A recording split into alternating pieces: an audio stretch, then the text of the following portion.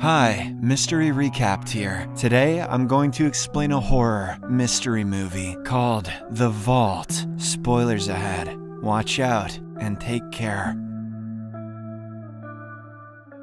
The movie opens in the Centurion Trust Bank's kitchen, where assistant manager Ed Mass is getting his coffee. He seems to be dealing with some trauma, as flashes of gunfire flicker in his mind. Ed nonetheless jolts himself back to reality and gets ready for a busy day ahead. Just as he steps into the main hall, Detective Logger also enters. The latter deposits his salary into a savings account and quickly heads back to his job. Everything seems normal. Security guards monitor the floor, clerks handle paperwork, and customers wait their turn. It is also revealed that a fire has been raging in a nearby factory. This is why the sounds of sirens can be heard from the streets outside. Soon afterwards, the bank manager calls a young woman named Leia into his office. It turns out that she is here to give an interview for the post of a teller. Her resume lists work at large corporations, but there's a gap in her employment history. Leia explains that she traveled extensively and taught English to children at a parish in Mexico, but due to a relative's illness, she had to return and is now trying to get a job. Outside in the main hall, a woman with a teardrop tattoo on her face starts creating a scene. A middle-aged teller tries her best to control the situation, but the woman grows increasingly hostile, berating the bank for charging illegal penalties. Meanwhile, the manager, unaware of what's happening outside, continues the interview. He confides in Leia that in the past year they have had 3 tellers leave the job. Several employees apparently think the bank is haunted, as they have seen or heard spooky things. At this moment, head teller Susan Cromwell confronts the disruptive visitor. She points out that the woman is not even a client of their bank. Just then, 3 firefighters enter the building and lock the doors from inside. Leia nods to the irate visitor, who suddenly attacks the security guard. He collapses from a hard blow to the face, and everyone struggles to comprehend the chaos. Leia then draws a gun and tells the assistant manager to comply, or else she will blow his head off. It is obvious that an elaborate bank robbery plan is now underway. However, the guard at the main door only sees the customer being violent towards the other security guard, so he contacts the local authorities via his walkie-talkie and relays that there has been slight unrest at the Centurion Trust Bank. He then rushes towards the counter, only to be knocked out cold by one of the firefighters. The other 2 take everyone hostage and cover their heads with bags. In the meantime, the disruptive visitor, who turns out to be Leia's sister V, collects phones from the captives. The second firefighter, Cyrus, sprays over the security cameras with paint. This is when the local police contact the security guard, who made the distress call earlier, but the third firefighter, named Michael, forces the guard to assure them that everything is under control. However, Detective Logger, who is on duty in a nearby neighborhood, decides to check the bank. He is on his way when suddenly his radio emits a patchy, unclear message. It is the voice of a man who reports that a robbery is in progress at the Centurion Trust Bank. The man says that the robbers are taking hostages and pleads for the police to be sent. Inside the bank, the first firefighter, whose name is Kramer, orders the tellers to open the vault, and if they don't, he'll say racist stuff. They hesitate at first, but eventually agree to do as told. Meanwhile, in the hall, the bank manager attempts to flee, but he's quickly shot in the knee. He begins to writhe and scream in pain, forcing Michael to knock him unconscious. Michael then removes his mask and begins dressing the wound while apologizing to the victim. It is obvious that he doesn't want to harm anyone. Back in the vault, Susan finally opens the large safe, only to reveal that it contains a small amount of cash. Kramer then angrily grabs the money, comes out to the hall, and shouts that there is only $70,000 here. All the robbers are dismayed at this revelation. They have put their lives at risk and hurt people for such a tiny amount of money. I'd tell them to cry about it, but V's already got that covered. While Leia wants to quickly make an exit, V and the others refuse to leave empty-handed. As they are busy arguing, a hostage unexpectedly offers his help. He introduces himself as the assistant manager and claims to know the bank inside out. To prove his sincerity, the man reveals the location of an emergency alarm button and advises them to disable it quickly. He says that if the daily transaction database isn't verified with the manager's PIN, the alarm will be activated. He then promises to assist the robbers if they ensure no one else gets hurt. An increasingly desperate V agrees and removes the bag from his head. It is revealed that the man is Ed Mass. Mass, the same person we saw in the first scene. Following this, Ed quickly disables the alarm and even reveals the location of additional cash. He says there is a vault, built about 60 to 70 years ago in the basement. Ed claims that it contains $6 million in cash, and even hands them the keys to the basement door. Shortly afterwards, V and Kramer head to the basement, instructing the others to monitor them through the surveillance cameras. According to their plan, Michael will also later descend to the basement. He is tasked with creating a hole in the bank's sewage pipeline, which will serve as their escape route. For now, Leia escorts Ed to a separate office from which she can observe the surveillance monitors. V and Kramer also reach the basement and locate the door leading to the old vault. Back upstairs, Michael locks all the hostages in the new vault and stands guard himself. Everyone remains silent for a while, but soon the hostages begin to grow uneasy. Susan speaks up first, pleading to be escorted to the restroom downstairs. In the meantime, Kramer and V discover the vault, which has a huge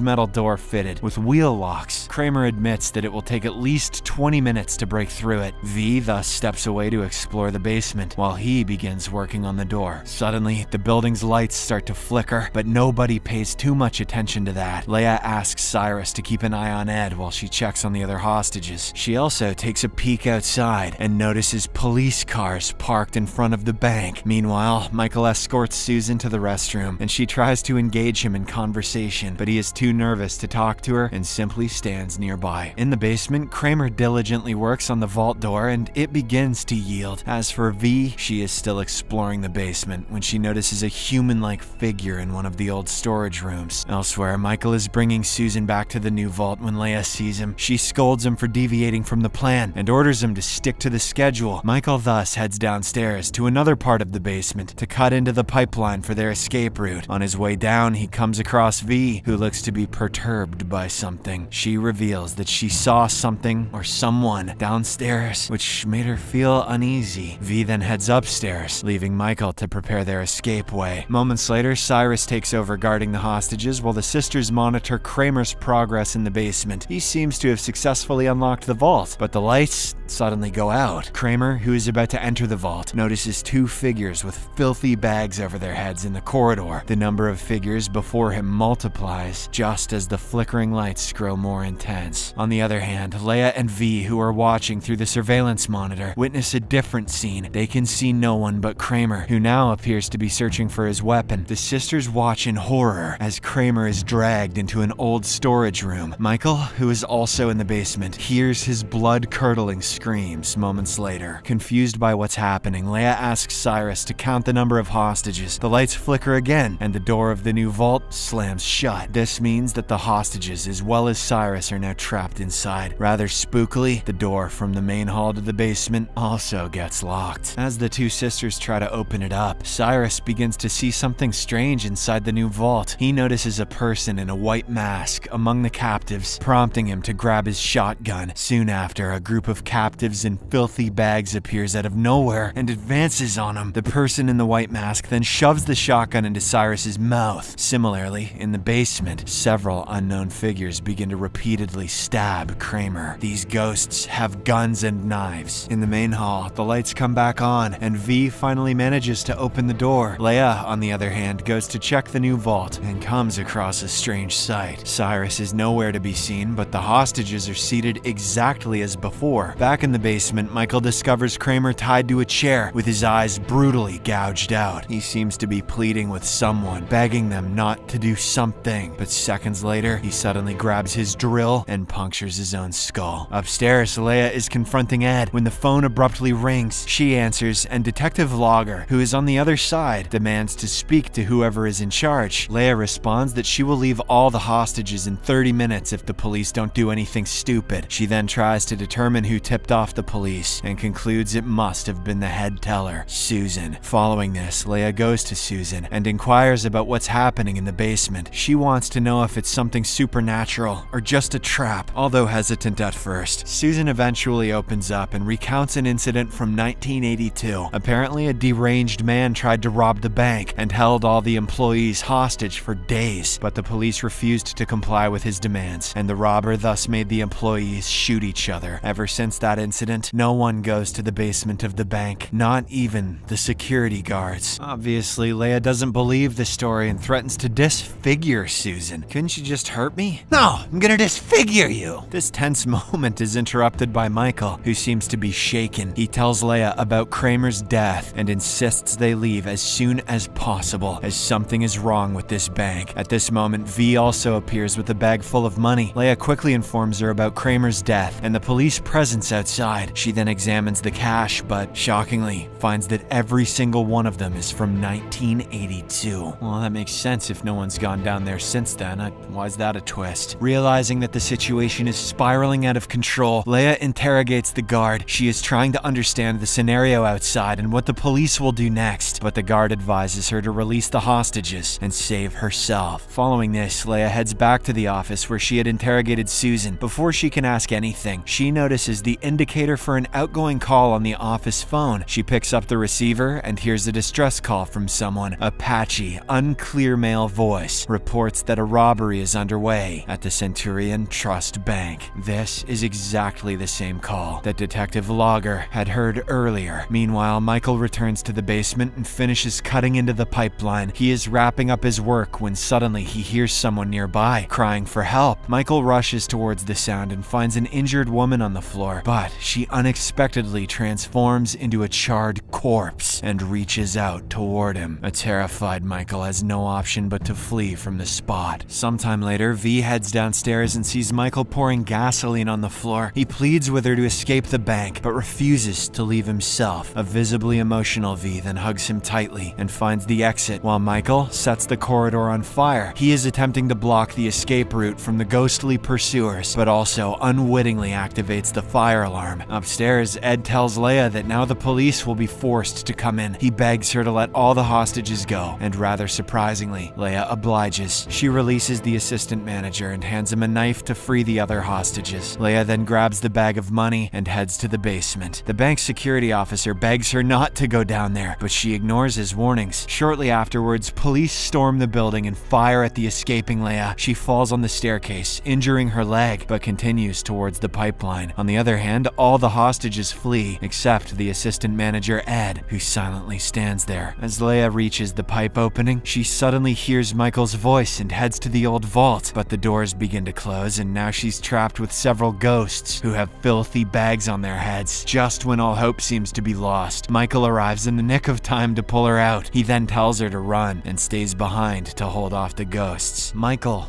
what are you doing? Unfortunately, before Leia can enter the escape route, she is attacked by the man in the white mask and several other ghosts. Michael then plays his final trick. He sacrifices himself and ignites the entire surrounding area. This gives Leia enough time to safely escape through the pipe. The scene then abruptly shifts to the next day as Leia drives down a dirt road. She is listening to a radio report about the armed robbery and the fire at the Centurion Trust Bank. The report states that all the robbers involved died in the blaze. Shortly afterwards, she stops her vehicle on the way and picks up her sister V. Elsewhere at the police station, Detective Logger continues his investigation. He reviews footage of the robbers' deaths where only they were visible. No one can identify the assistant manager who guided the robbers to the old vault. Witnesses try to recall details about the man, who seemed to have knowledge of the bank's security system, but all of them realize that he never told anybody his name. Susan, who has worked at the bank for 10 years, doesn't remember such an employee. However, she suddenly recognizes him in a photo on the wall of the police station. Susan points to the photo, identifying him as the man who had helped the robbers. Detective Logger, however, dismisses her claims and says it is not possible. In a shocking twist, it is revealed that there was a ghost in this movie full of ghosts. The man, Ed Mass, was one of the victims of the 1982 robbery. He was the one who made the infamous call heard by so many people before being shot on the road. road, and now he marauds the land as the ghost of James Franco's career. In the meantime, Leia's car is broken down, forcing V to examine the engine. The sisters are trying to figure out what's happening when suddenly the man in the mask grabs V from behind. I guess the fire allowed the ghosts to escape.